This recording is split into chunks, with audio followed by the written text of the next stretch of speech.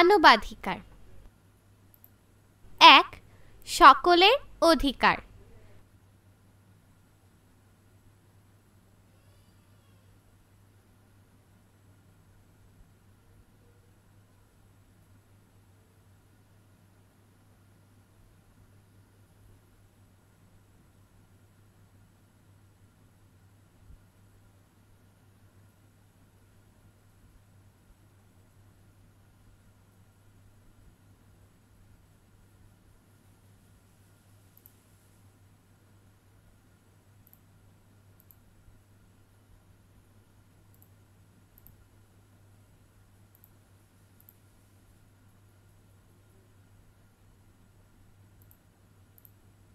জাতিসংঘ 1948 সালের 10 ডিসেম্বর মানুষের অধিকারকে স্বীকৃতি দিয়ে অনুমোদন করেছে মানবাধিকার সার্বজনীন ঘোষণাপত্র। এই ঘোষণাপত্র অনুযায়ী জাতি, ধর্ম, বর্ণ, বয়স, নারী, পুরুষ, আর্থিক অবস্থা ভেদে বিশ্বের সব দেশের সকল মানুষের এই অধিকারগুলো আছে। সকল সুযোগ সুবিধা পাওয়ার অধিকারগুলো হচ্ছে মানবাধিকার। নিচের ছক থেকে কয়েকটি মৌলিক মানবাধিকার জেনে নিই।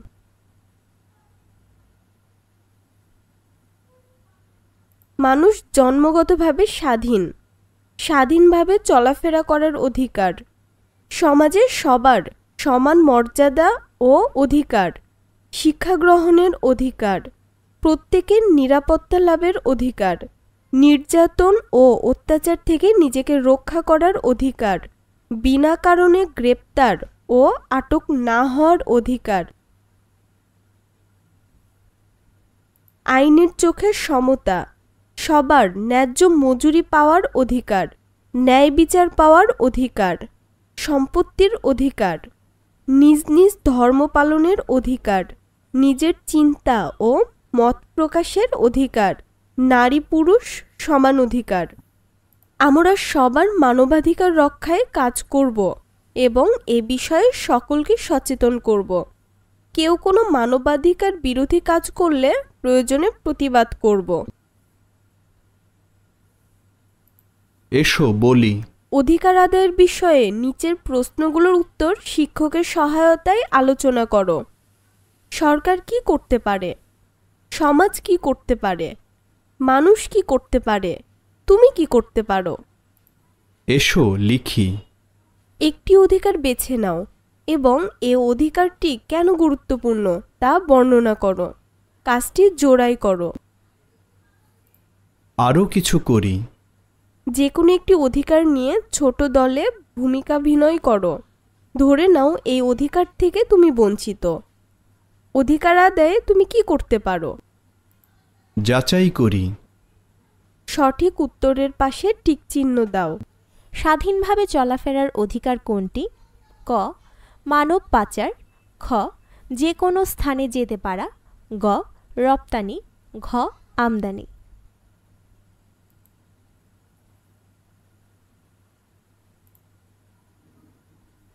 খালি ঘর পূরণ করো।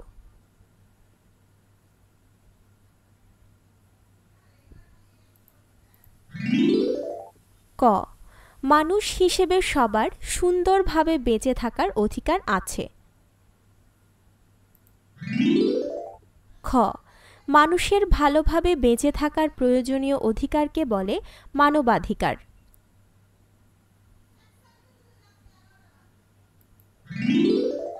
গ. সব মানুষের নিজ নিজ ধর্ম পালনের অধিকার আছে।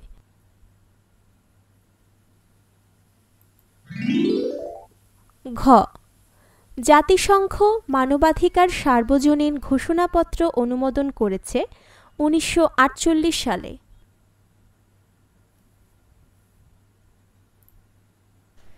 ২. অটিস্টিক শিশুর অধিকার।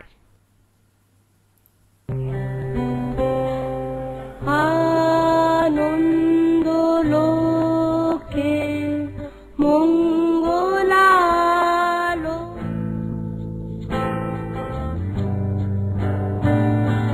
দাও সূর্য দাও ধৈর্য হে উদারনা সরে যায় আজ যেমন বাংলার ভরা সকাল খাওয়া খেপেছে তেমন ছেড়ে তবু উদ্ভাসিত মহাগগন মাঝে মহিমা তবু উদ্ভাসিত প্রতিটি শিশুই একে অপরের থেকে আলাদা। কেউ চঞ্চল, কেউ শান্ত, কেউ ভিড়ে থাকতে ভালোবাসে, কেউ একা একা। তবে আমাদের সবারই নিজের মতো থাকার অধিকার আছে। উদাহরণ হিসেবে আমরা অটিস্টিক শিশুদের কথা জানতে পারি। এ ধরনের শিশুদের দলে কাজ করতে অসুবিধা হয়, অন্যের স্পর্শেও তারা আটকে ওঠে, তাদের ভাষার ব্যবহারও ভিন্ন, তারা একই কাজ একটানা করতে থাকে। তাদের বিশেষ যত্ন নিলে তারাও সমানভাবে বিকশিত হওয়ার সুযোগ পাবে। তারা হয়তো কোনো খেলনা নিয়ে না খেলে বরং শক্ত করে ধরে বসে থাকে, গন্ধ নেয় বা ঘন্টার পর ঘন্টা সেগুলোর দিকে তাকিয়ে থাকে। কোনো একটি বিশেষ জিনিসের প্রতি প্রবল আকর্ষণ থাকে এবং সেটি সবসময় সাথে রাখে। অটিস্টিক শিশু শারীরিকভাবে সম্পূর্ণ সুস্থ। কোনো কোনো অটিস্টিক শিশু অন্য শিশুদের মতোই লেখাপড়া করতে পারে, সকল কাজ বা বিষয় একই নিয়মে করতে চায়। দৈনিক কাজের রুটিন বদল হলে খুবই উত্তেজিত হয়। তারা আলো, শব্দ, গতি, স্পর্শ, ঘ্রাণ বা স্বাদের ক্ষেত্রে অতি সংবেদনশীল থাকে। যেমন সংবেদনশীল ত্বকের কারণে কোনো বিশেষ ধরনের কাপড় পরতে চায় না। কোনো কোনো অটিস্টিক শিশু চমৎকার প্রতিভার অধিকারী হয়, যেমন ছবি আঁকা, অঙ্ক করা বা গান গাওয়া।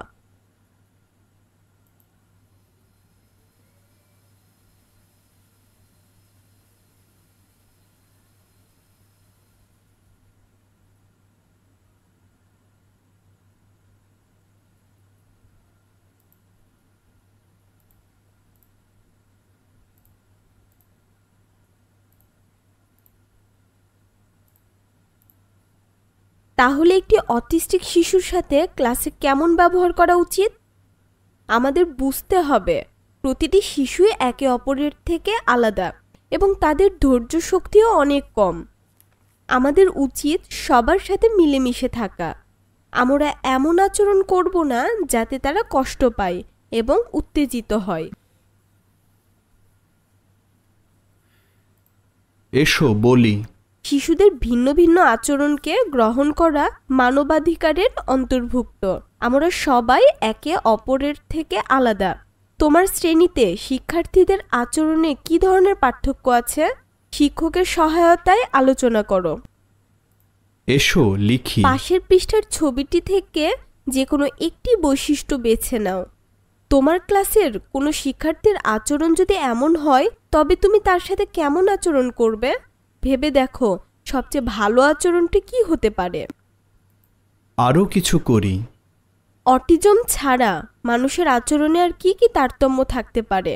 আচরণগত ভারসাম্যহীনতা দেখা দিলে কি হয়?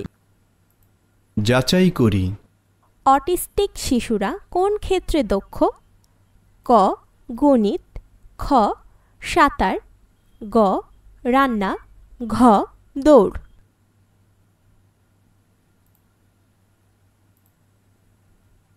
3. শিশুদের মানবাধিকার লঙ্ঘন। নিচে আমাদের সমাজের শিশুদের মানবাধিকার লঙ্ঘনের কয়েকটি উদাহরণ পড়ি। অনেক শিশু তাদের পরিবারের অসচ্ছলতার কারণে শিক্ষার অধিকার থেকে বঞ্চিত। অনেক শিশু ক্ষেত খামারে, ইটের ভাটায়, দোকানে, কলকারখানায় কাজ করে, যদিও বাংলাদেশে 18 বছরের নিচে শিশুশ্রম বেআইনি। পরিবারের সামর্থ্য না থাকায় শহরের অনেক শিশু গৃহহীন। অনেক সময় সামান্য কারণে বা বিনা কারণে শিশুদের শারীরিক নির্যাতন করা হয়, এতে তাদের মানবাধিকার লঙ্ঘিত হয়।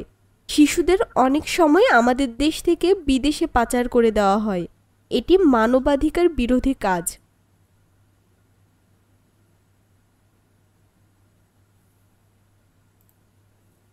এছাড়া আরও অনেক মানবাধিকার বিরোধী কাজ আমাদের সমাজে ঘটে থাকে। মানবাধিকার রক্ষায় আমাদের সচেতন হতে হবে এবং প্রয়োজনে যথাযথ কর্তৃপক্ষকে জানাতে হবে। এসো বলি। কোনো শিশুর মানবাধিকার লঙ্ঘিত হতে দেখলে তুমি কি করবে তা শিক্ষকের সহায়তায় আলোচনা করো। সেই শিশুর অবস্থা সম্পর্কে তার পরিবারের সাথে কথা বলার অধিকার কি তোমার আছে? এক্ষেত্রে তুমি কি কি করতে পারো? এসো লিখি। পাশের পৃষ্ঠা থেকে একটি উদাহরণ বেছে নাও। কোনো শিশু যদি এ ধরনের মানবাধিকার থেকে বঞ্চিত হয় তবে তুমি কি করবে তা বর্ণনা করো। আরও কিছু করি। পাশের পৃষ্ঠা থেকে একটি উদাহরণ নির্বাচন করো। অভিনয়ের মাধ্যমে দেখাও যে এ ধরনের পরিস্থিতিতে তুমি কি ব্যবস্থা গ্রহণ করবে। অভিনয়ে থাকবে একজন শিশু, একজন ঘটনার সাক্ষী এবং একজন কর্তৃপক্ষ। যাচাই করি। অল্প কথায় উত্তর দাও। শিশু শ্রমের সাথে যুক্ত না হয়ে জ্ঞান অর্জন করলে কিভাবে একটি শিশু বেশি লাভবান হতে পারে?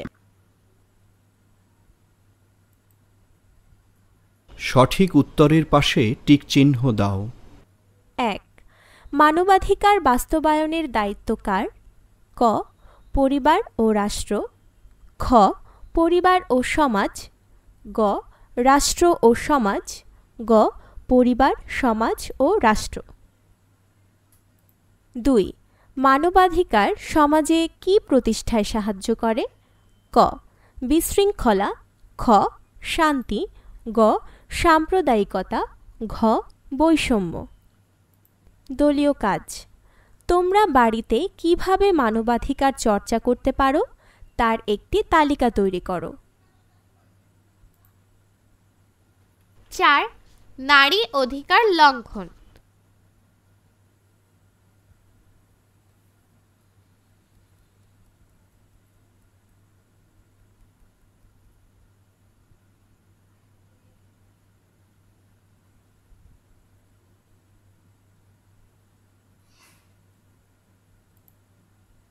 আমাদের সমাজে কিভাবে মেয়েরা তাদের অধিকার থেকে বঞ্চিত হচ্ছে তা জেনে নেই।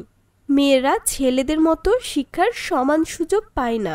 চাকরি ক্ষেত্রেও মেয়েরা পিছিয়ে থাকে।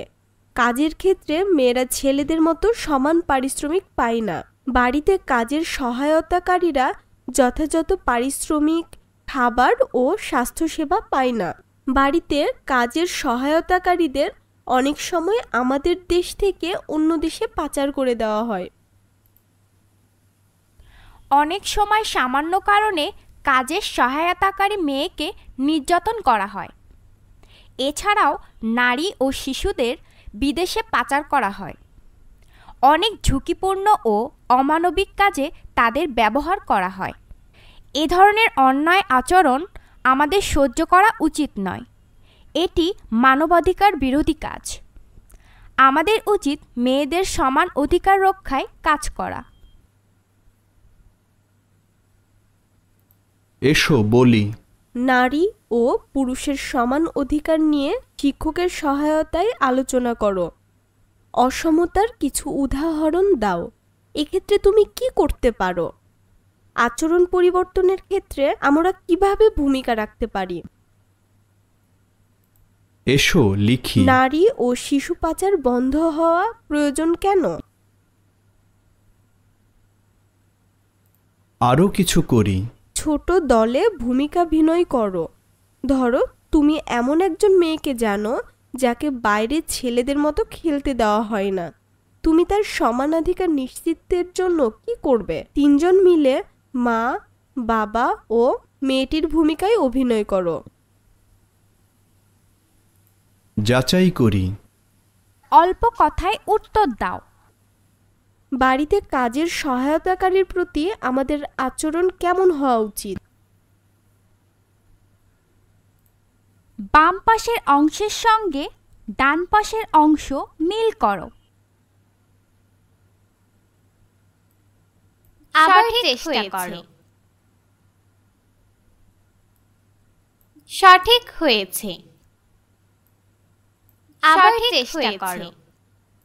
সঠিক উত্তরটি বলো। 1. কাউকে মানবাধিকার লঙ্ঘন কাজ করতে দেখলে তুমি কি করবে?